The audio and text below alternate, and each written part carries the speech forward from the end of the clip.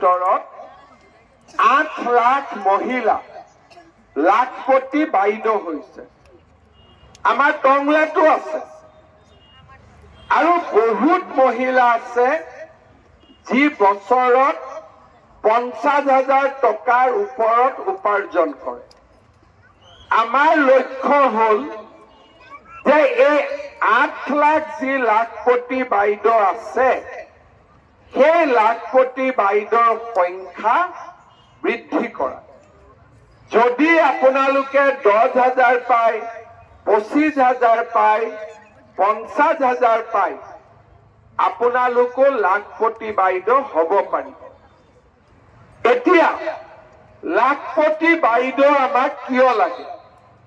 প্ৰথম, যেতিয়া মহিলাসকলো লাখপতি হ'ব, স্বাভাৱিকতে ঘৰখনৰ উপাৰ্জন বাঢ়িব আৰু ঘৰৰ উপাৰ্জন বাঢ়িলে আপোনালোকে ল'ৰা ছোৱালীক ভাল কৰি পঢ়াব পাৰিব।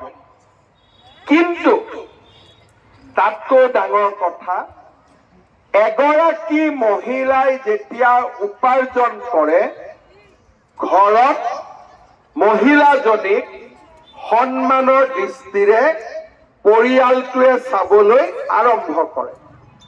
আমাৰ মাহঁতৰ দিনত যেতিয়া মহিলাসকলে ঘৰৰ কামে কৰিছিল, তেতিয়া ঘৰত কাজিয়া লাগিলে গিৰিয়েকে কি কয়, মই কষ্ট কৰি উপাৰ্জন কৰি আছো, তই আকৌ লেকচাৰ মাৰি আছ, মনে মনে থাকে।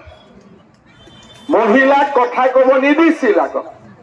এতিয়া সমাজৰ পৰিৱৰ্তন হ'ল, মহিলাৰো সন্মান বাঢ়িলে আৰু যেতিয়া এগৰাকী মহিলা লাখপতি বাইদেউ হ'ব, সেই মহিলাগৰাকীক পৰিয়ালৰ কোনেও অসন্মান কৰিব নোৱাৰে।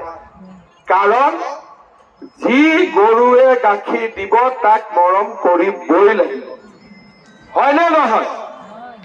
এতিয়া আমাৰ লক্ষ্য হ'ল যে আমি যদি লাখপতি বাইদেউ হওঁ, ঘৰত ঘৰুৱা কাজিয়া পেচালো নোহোৱা হ'ব, ল'ৰা ছোৱালীয়েও পঢ়াৰ সুবিধা পাব আৰু আমাৰ সমাজখন আগবাঢ়ি যাব।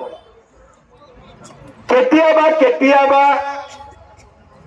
মই নিজে প্ৰমাণ চাওঁ, অৰুণোদয় যদি কেতিয়াবা কাৰোবাৰ একাউণ্টত নোসোমায়, মোৰ মিটিঙত পুৰুষবিলাকে কয়, মামা অৰুণোদয় বন্ধ হৈ আছে নেকি? তেতিয়া মই তেওঁলোকক সোধো যে তহঁতিতো মতা মানুহ, তহঁতি কিয় অৰুণোদয়ৰ কথা সুধিছ? তেতিয়া চুলিটো খজুৱাই থাকে আৰু একো নকয়। তাৰ মানে অৰুণোদয়ে পৰিয়ালটোক সহায় কৰিছে। 10 তাৰিখে অৰুণোদয় আহে, 8 তাৰিখৰ পৰাই মহিলাগৰাকীক হাজবেণ্ডে কয়, ঐ মোবাইল চাই থাকিবি দেই, অৰুণোদয়ৰ মেছেজ আহিব, হয়নে নহয়?